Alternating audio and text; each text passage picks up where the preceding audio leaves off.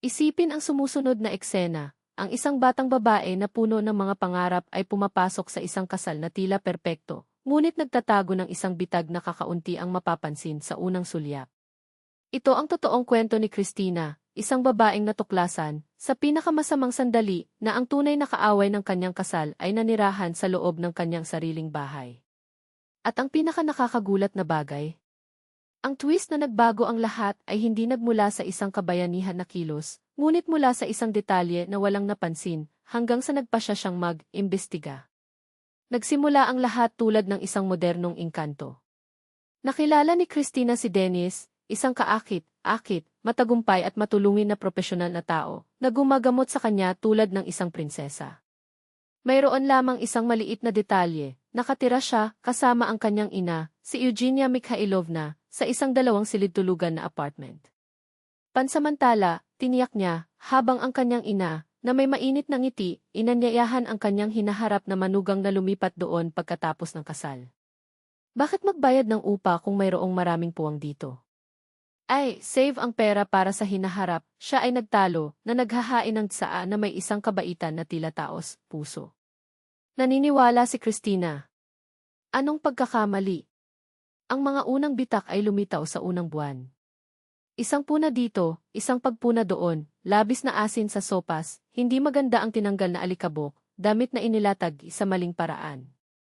Sa una, nilamon niya ng husto, na iniugnay ang lahat sa likas na hilig ni Ugnya, isang babae na nagpalaki ng kanyang anak na nag-iisa at nakita ang bahay bilang kanyang kaharian.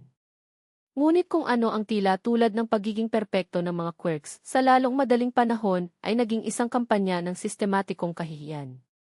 Ang biyenan ay nagsimulang itapon ang maingat na inihanda na mga hapunan, hindi makakain, upang muling ayusin ang mga kasangkapan ng hindi kumonsulta sa sinuman at upang mapawi si Christina sa harap ng mga bisita, na parang siya ay isang panghihimasok, hindi asawa ng kanyang anak.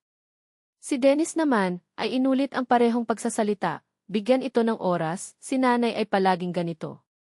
Masasanay na siya. Ngunit ang pasensya ay may mga limitasyon. At sinira ni Christina ang araw kung kailan, pagkatapos ng 3 oras na pagluluto ng borsch, upang mapabilib ang kanyang biyenan, nakita niya ang mga nilalaman ng kawali na itinapon sa lababo na may kilos ng kasuklam-suklam.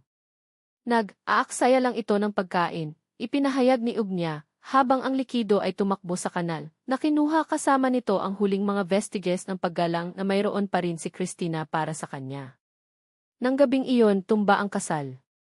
Hiniling ni Christina ang isang posisyon mula sa kanyang asawa, ngunit nakatanggap lamang ng mga pilay na dahilan at isang kahilingan na maunawaan. Ito ay pagkatapos ay gumawa siya ng isang pangako sa kanyang sarili.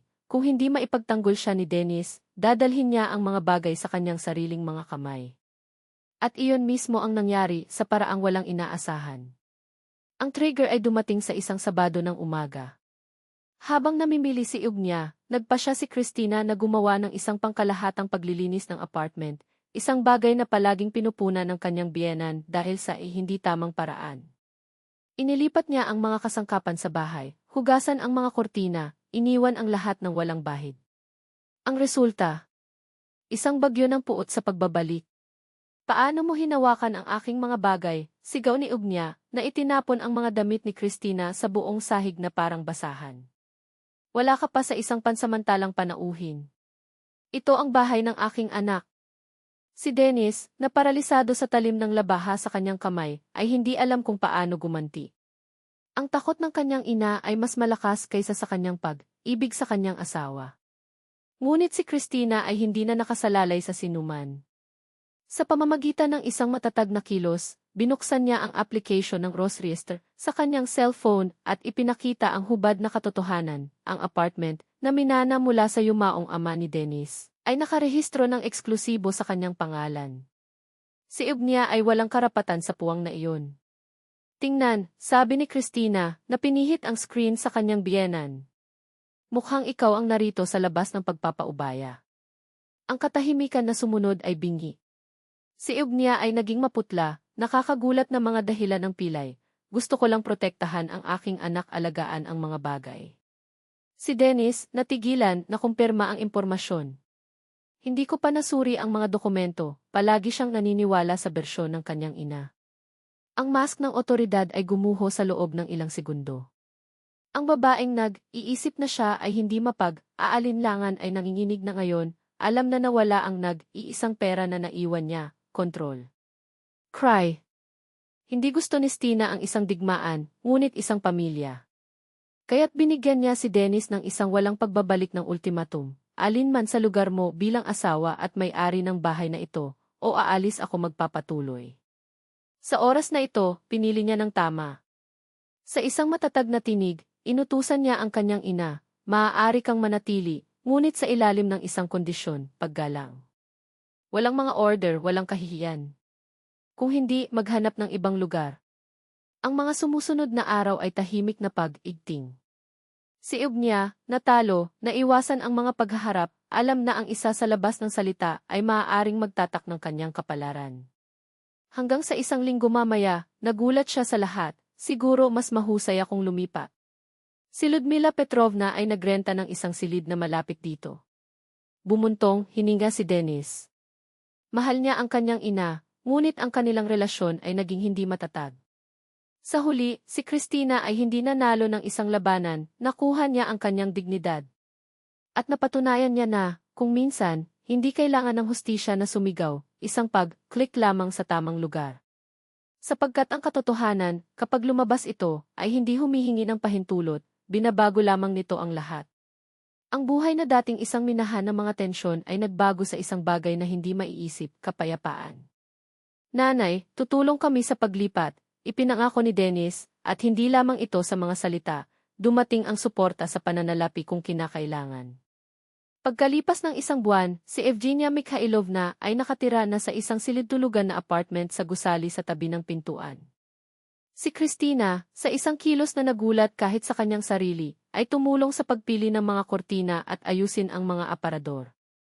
Ang salungatan na tila walang hanggan na wala tulad ng usok sa hangin. Ang dalawang kababaihan, na dating nagpahayag ng mga kaaway, ay sinusubukan na tahiin ng magkasama ang mga piraso ng isang posibleng relasyon. Ang pagbabago ay radikal. Wala nang ibang sinusubaybayan na mga schedule, pinuna ang mga pagpipilian o naging mga hapunan sa mga silid-aralan. Si Dennis, sa unahang pagkakataon, ay huminga ng malalim, hindi tulad ng isang anak na lalaki, ngunit tulad ng isang tao na may kontrol sa kanyang 4 na pader. Pagkalipas ng 6 na buwan, ang balita na walang nangahas na asahan, buntis si Christina. Nang malaman ni Evgenia Mikhailovna, napaluha siya. Hindi sila luha ng belated na pagsisisi, ngunit ng isang kagalakan na umaapaw sa mga limitasyon ng nasugatan na pagmamataas. Patawarin mo ako, bulong niya, hinawakan ang mga kamay ng kanyang manugang sa unang pagkakataon ng walang puot. Natatakot akong mawala ang aking anak. Tumugon si Christina na may ngiti na nagkakahalaga ng higit sa 1,000 mga dahilan. Nanay, hindi pupunta si Dennis kahit saan. Kami ay pamilya. At bahagi ka nito. Ang kapanganakan ng kanyang apo ay ang tiyak na selyo ng truce na ito.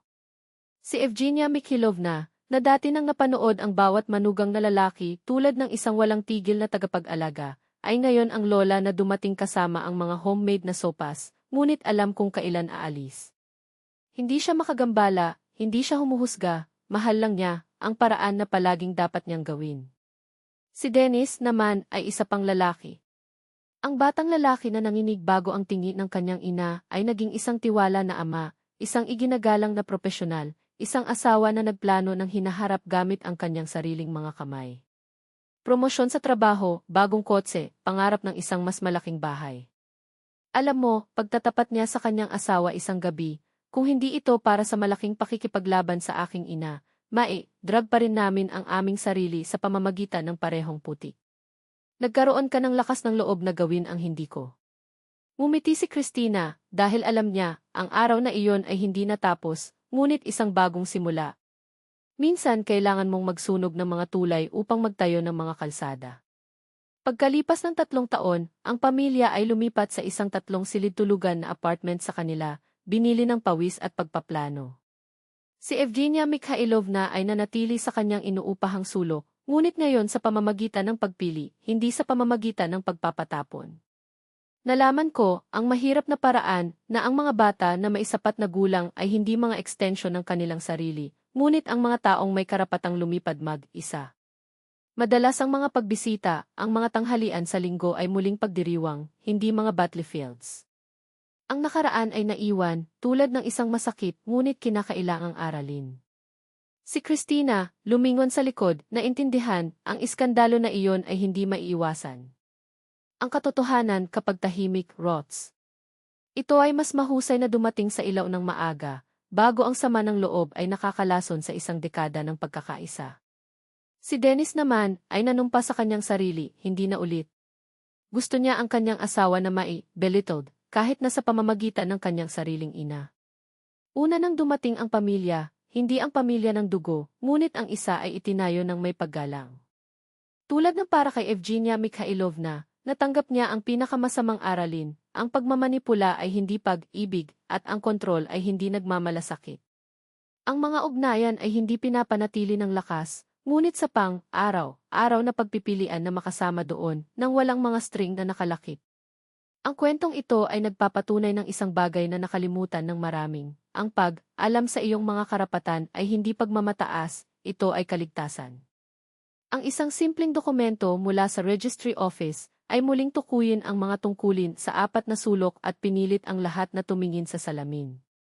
Ngayon, kasama ang kanyang pangalawang anak sa kanyang mga bisig, pinasalamatan ni Christina ang nakababatang bersyon ng kanyang sarili, ang hindi na natiling tahimik, na hindi tinanggap ang pamumuhay bilang panauhin sa kanyang sariling tahanan. Dahil ang pamilya ay hindi magkasing kahulugan sa pagsusumite. Ito ay isang pakikipagtulungan. Ito ay dignidad. At, higit sa lahat, alam na, kung minsan, ang pinakamalakas na pag-ibig ay ipinanganak ng tumpak mula sa mga bali na ipinangahas nating ayusin.